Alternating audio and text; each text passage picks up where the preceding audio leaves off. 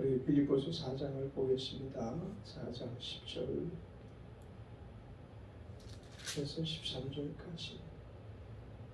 빌립보서 4장 10절에서 13절까지 같이 읽겠습니다. 내가 주 안에서 크게 기뻐하건 너희가 나를 생각하던 것이 이제 다시 싹이 나니 너희가 또한 이를 위하여 생각을 하였으나 기회가 없었느니라. 내가 궁핍함으로 말하는 것이 아니라 어떠한 형편에든지 내가 자족하기를 배웠노니 내가 비천에 처할 줄도 알고 풍부에 처할 줄도 알아. 모든 일에 배부르며 배고픔과 풍부와 궁핍에도 일체의 비결을 배웠노라. 내게 능력 주시는 자 안에서 내가 모든 것을 할 수 있느니라. 아멘.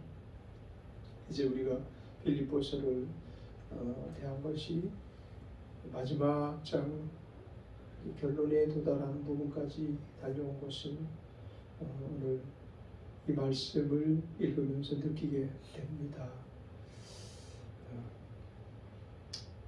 빌립보서를 우리에게 주신 목적은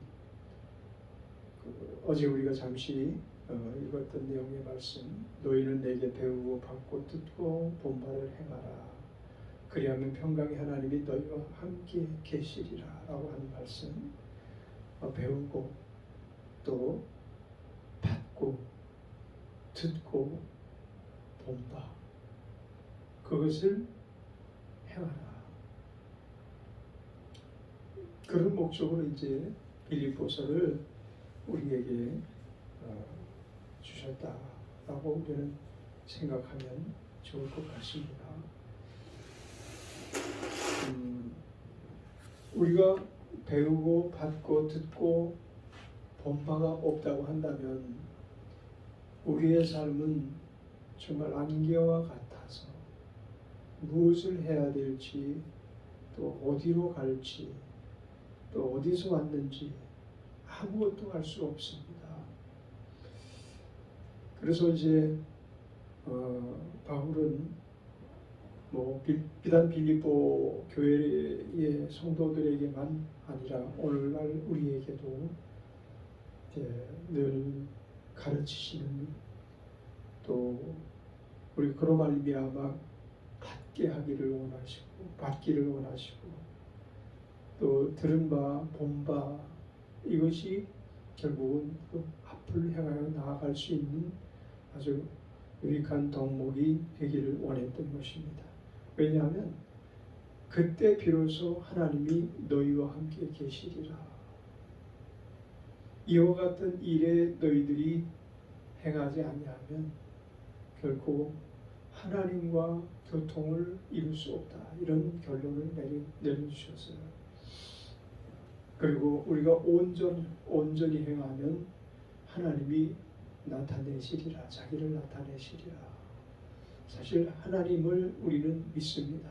그리고 또 하나님이 나와 함께 하신다는 것도 알지만 궁극적으로 하나님이 나타내시는 사건에 늘 연루되어야 됩니다.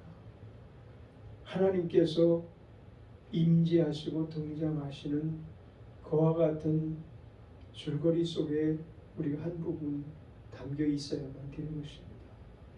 하나님이 전혀 우리를 통해서 그 임재의 어떠한 현상이 나타나지 않았다면 우리는 아직도 더 배워야 되고 더 들어야 되고 더 보아야 되고 그 듣고 본 바, 배운 바를 더 힘써 행해야 되겠죠.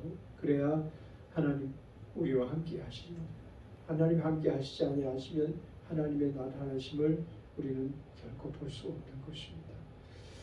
자, 이제 오늘 본문에서 내가 주 안에서 크게 기뻐하면 이렇게 말씀했습니다. 바울은 항상 주 안에서 크게 기뻐하는 삶을 살았다라는 것은 두말할 필요 없는 사실이죠. 항상 기뻐하라. 내가 다시 말하노니 기뻐하라. 이렇게 말씀하셨어요.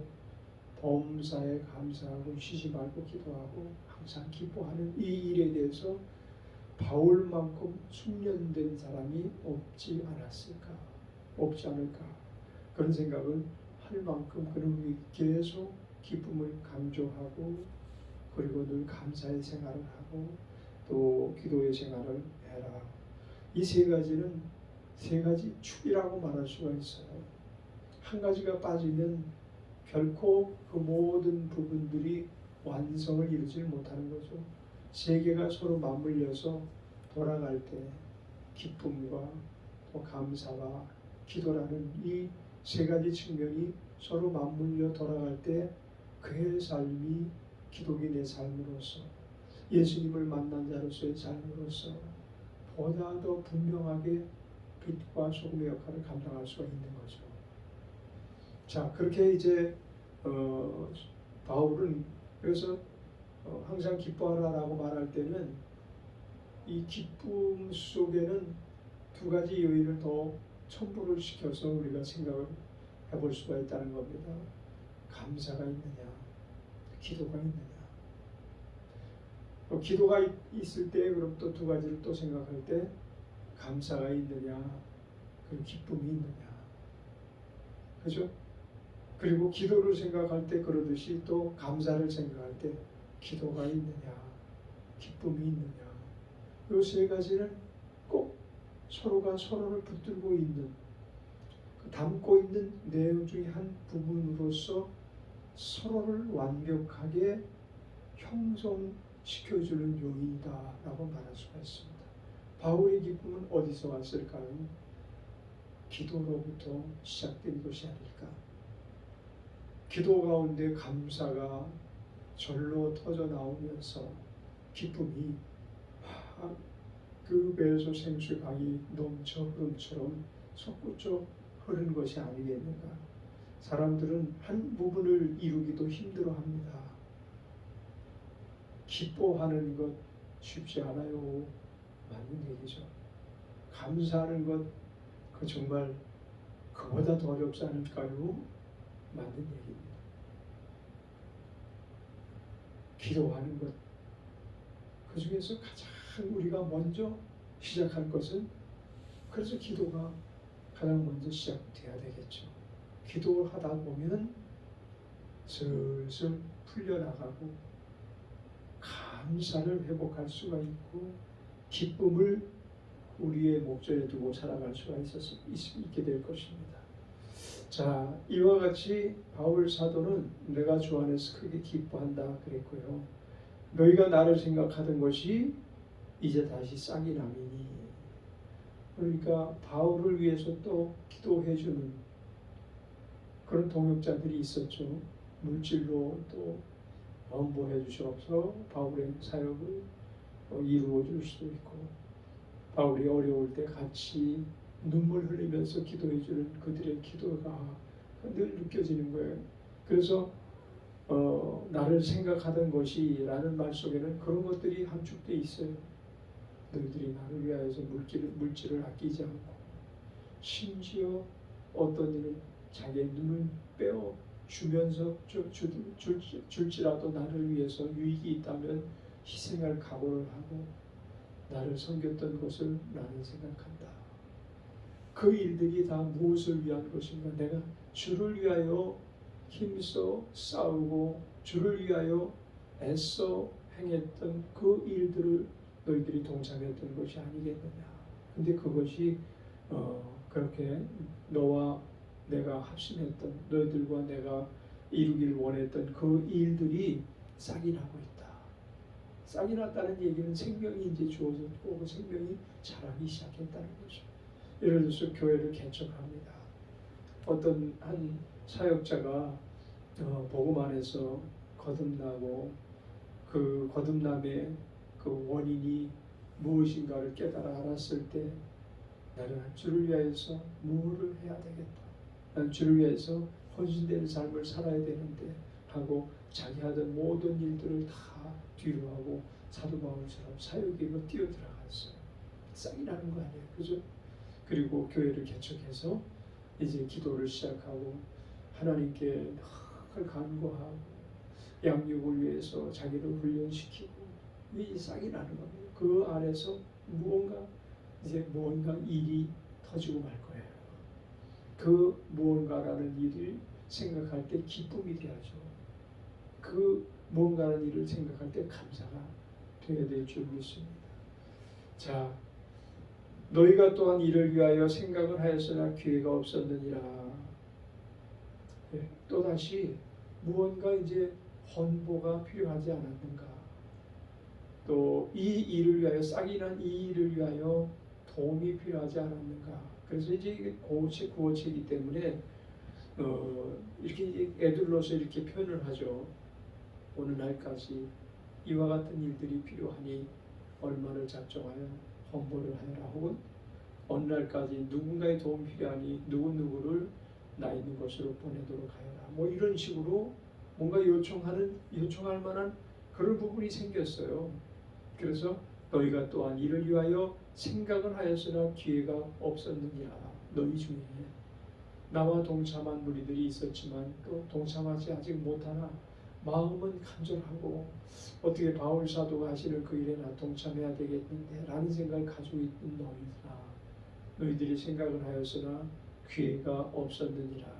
그러면서 이제 변명 아닌 변명을 하시는 것 같아요. 내가 궁핍함으로 말하는 것이 아니라 어떤 형편이든지 내가 자족하기를 배웠노니 내가 비천에 처할 줄도 하고 풍부에 처할 줄도 알아.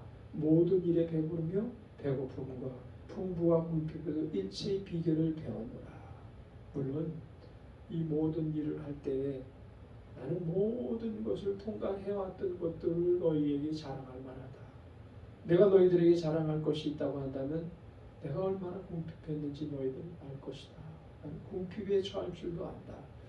그리고 또 그런 가운데서 내가 자족하는 것을 배웠고 어떤 형편이든지 있든지 없든지 또 되든지 안 되든지 또 힘들든지 괴롭든지 몸이 너무나 고통스럽고 괴로울 정도로 질병에 애워싸여 정말 한치 앞을 내다볼 수 없는 상황이 되었든지 아니면 고문을 당하고 감옥에 갇힌 뭐 그런 일들이 바울의 생애 가운데는 항상 뒤따라다녔던 일들이에요. 그런 것들 비천에 처할 줄도 알고 풍부에 처할 줄도 알아. 모든 일에 배부르며 배고픔과 풍부와 궁핍은 일체 비결. 다시 말하면 그와 같은 것을 대처할 수 있는 비결을 안다는 그 비결이 무엇이냐? 내게 능력 주시는 자 안에서 내가 모든 것을 할 수 있다는 것을 내가 알았다. 너희들도 그와 같이 내게 능력 주시는 자 안에서 내가 모든 것을 할 수 있느니라 라고 늘 고백하면서 나와 함께 동참하자. 너희 있는 것으로 하지 말고 하나님이 주신 그 은혜 안에서 너희가 하는 그 방법대로 하지 말고 하나님께서 지적해 주시고 지시하시는 그 방법 안에서 우리가 모든 것을 할 수 있는 위치에 서 있자. 이제 그런 내용의 말씀을 하시고 계신 것 같아요. 우리는 이 내게 능력 주시는 자 안에서 내가 모든 것을 할 수 있느니라. 이 말씀 한 요절로 모든 문제를 해결하고 싶어 해요. 나는 그냥 이렇게 옆에 놔두고 주님께서 무엇이든지 하여튼 해결해 주실 수 있어. 그분은 모든 능력의 원천이 되시기 때문에 그분이 모든 것을 다 해결해 주시면 다 돼. 이런 어떤 신조를 그 말씀 안에 아주 부여하고 능력을 그 말씀 안에 부여하고 이 말씀을 우리는 늘 함송하면서 어려운 일이 닥칠 때마다 우리가 그걸 대입을 하려고 합니다. 그런데 그것만으로는 부족하다는 것을 우리는 서두 앞에서 지금 말씀하신 내용 안에서 볼 수 있잖아요. 그죠? 모든 것에 대처할 수 있는 비결을 알았노라. 그런 얘기를 왜 앞에 서론으로 먼저 말씀을 하셨을까요? 우리가 이 말씀을 아주 희한한 능력이 뚝딱 하고 쏟아져 나오는 말씀으로만 여겨서는 안 돼요. 물론 하나님이 능력 주시면 모든 것이 될 수 있어요. 그럼에도 불구하고 바울은 하여튼 온갖 고행이란 고행은 다 겪으면서 나아가는 거예요.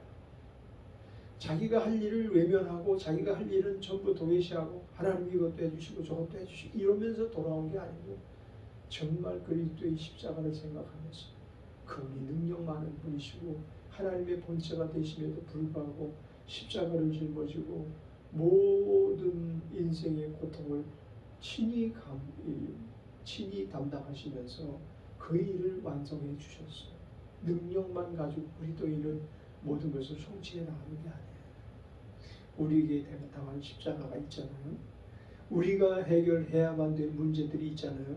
그 해결해야 될 문제를 대처할 수 있는 힘이 없으면 하나님의 능력이 도달하기는 아직 때이른 감이 있다는 거죠. 자칫 잘못하면 하나님을 도깨비 방망이 정도처럼만 생각하는 하는 엉뚱한 그리스도인이 될 수가 있어요. 우리의 피 흘림의 대가가 없으면 예수 그리스도의 피 흘림이 고귀한 피가 될 수 없다는 것이 기독교 역사에서 잘 증거하고 있어요. 어떻게 이 13절의 말씀 한 구절만 가지고 기독교를 대변한다면 과거의 우리의 선조들이 흘린 피 도대체 무엇이에요? 얼마든지 대적자들을 피하게 해주실 수 있는 그분이 어떻게 그 많은 순교자를 양상하는데 지켜보실 수가 있었으며 고통을 받는데 그 고통 가운데 즉시 해결해 주지 아니하시고 그처럼 머물러 계실 수가 있었을까요? 바울이 이 말씀을 하였기 때문에 우리는 또 신뢰할 수 있는 거예요. 예를 들어서 우리나라의 그 이만희 같은 사람들, 네? 또 문선명이 같은 사람들, 이런 교주들이 하나님은 우리에게 능력을 주시기 때문에 모든 것을 우리가 할 수 있습니다 하고 말하는 것하고는 전혀 다른 차원, 다른 뉘앙스의 말씀으로 들려지지 않는가. 많은 사람들이 기독교를 너무 쉬운 방면으로만 풀어가려고 해서 만사형통의 비결은 예수입니다 뭐 이래가면서요. 예수 그리스도 안에서 우리는 만사형통의 자격이 있지만 그럼에도 불구하고 앞서간 이들의 행적을 보면 만사형통이 결코 예수 믿는 목적이 될 수는 없는 거예요. 적어도 빌립보 교회를 향해서 바울이 얼마나 높은 수준의 교육을 지금 시키고 있으며 비단 빌립보 교회뿐만이 아니고 우리 모두에게 얼마나 높은 가치, 높은 수준의 일을 지금 부담시키는지 우리는 알지 않으면 안 된다는 거죠.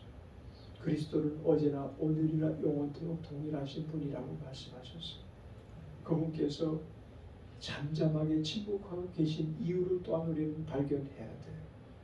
우리가 쉽게 빠져나갈 궁리만 해서는 안 되고 이것이 주의 일이라고 생각하면 정말 눈물을 흘리면서 너무 힘들어요. 너무 괴로워요 하면서 고통스러워하면서도 그러나 이 일에 내가 대처할 수 있는 방법을 아직도 배우지 못했으니 나는 아직도 어린아이인가 봐요.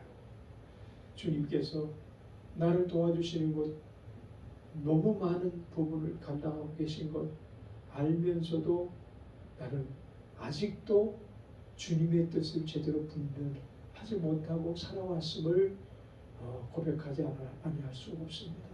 고백하지 않을 수가 없습니다. 이렇게 우리는 우리의 삶을 정직하게 한번 돌아보고 토해내고 내려놓을 수가 있어야 되겠죠. 어저께 그 새롭게 하소서에 저녁 때 들었던 내용인가요? 저녁 때 들었던 내용, 아침에 들었던 내용, 저녁에 들은 내용이죠. 그 한 목사님 30대에 사모님이 쓰러지셔서 병상에서 의식불명 상태에서 17, 8년을 그렇게 수발을 하시면서 무수한 눈물을 흘리고 괴로움을 가지고 그렇게 사시면서도 그 부인을 돌보는 그 모습을 보는 성도들이 아마 우리 목사님은 천사야 이렇게 생각했을 거예요. 그리고 성도들이 아낌없이 그에게 간병의 그 도움을 베풀고 또 뭐 물질로 도우시고 간병비만 한 3억 가까이 들었다면서요. 그것이 자기는 한 것이 하나도 없고 전부 그렇게 돕는 손길 안에서 그 일을 이루어 주셨다. 그러면서 자기는 항상 하나님과 다투면서 그러면서도 하나님 사랑한다고 소리를 질러가면서 그렇게 항변해 온 것에 대해서 우리들이 한 부분만 보지 않고 우리 엄마를 이제 고쳐달라고 하나님께 기도하지 말자. 이런 엄마와 우리가 같이 살아가는 방법을 가르쳐 주세요. 이런 이야기를 할 때 그가 좀 성숙한 느낌이 오지 않아요. 그래서 우리가 기도원에 가서 막 기도하고 매달리면서 몸부림치고 하나님은 라파의 하나님이시기 때문에 반드시 병을 고쳐주시죠. 믿습니다 하고 그렇게 고백을 하고 그저 막 피를 토하고 금식하면서 매달리고 기도하고 했던 그런 부분과는 달라서 저분은 너무 그 기독교를 좀 편향적으로 생각하고 받아들인 게 아닌가 뭐 이런 생각할 수 있을 거예요. 또 뭐 긍정적으로 생각하지 못하냐 저는 저렇게 어떻게 모든 것들을 비관적으로 생각하지 이렇게 생각하면 있을 거예요. 그런데 그것은 오늘 우리가 읽은 본문을 생각해 보면서 참 저런 사역자들도 얼마나 하나님이 사랑하실까. 물론 그가 막 안수를 해서 병을 고치고 그런 능력을 받지 못한 것은 틀림없어요. 지금도 세계 돌아다니면서 선교하면서 수많은 영혼들을 치료하고 병을 고쳐주고 하면서 복음을 전파하는 사역자들도 있어요. 그러나 이것과 같이 고통을 받으면서도 꾸역꾸역 하나님은 나와 함께 계십니다. 하나님이 하셨습니다.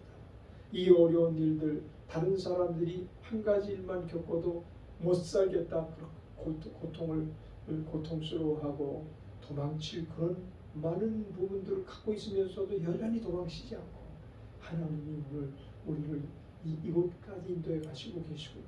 이게 바울의 심정 안에서 읽혀지는 부분 오늘 우리는 발견할 수 있는 부분 아니겠어요? 그죠? 우리에게 어떤 일이 주어지더라도 하나님 이것도 대처할 수 있는 방법을 주께서 우리에게 주시면 내게 능력 주시면 이런 것도 내가 이겨나갈 수가 있습니다. 하나님이 뚝딱 해결해 주시는 게 아니고 이런 문제도 주님이 주신 능력 안에서 제가 능히 극복하면서 복음의 역경을 이겨나갈 수가 있습니다. 복음에는 늘 좋은 일만 있는 것이 아니고 역경도 있음을 우리는 다시 한번 생각하면서 우리 안에서 능력 주시는 자의 진리가 무엇인지도 또 한번 알아보는 시간을 가져야만 될 것 같습니다. 다시 한번 우리 더 깊은 그 바울의 심정 안에서 흘러내린 진액과 같은 귀한 말씀을 생각하면서 우리의 삶이 얼마나 가벼웠던가 우리의 삶이 얼마나 얕았던가 라는 부분을 다뤄봅니다. 기도하겠습니다. 하나님 아버지 감사합니다.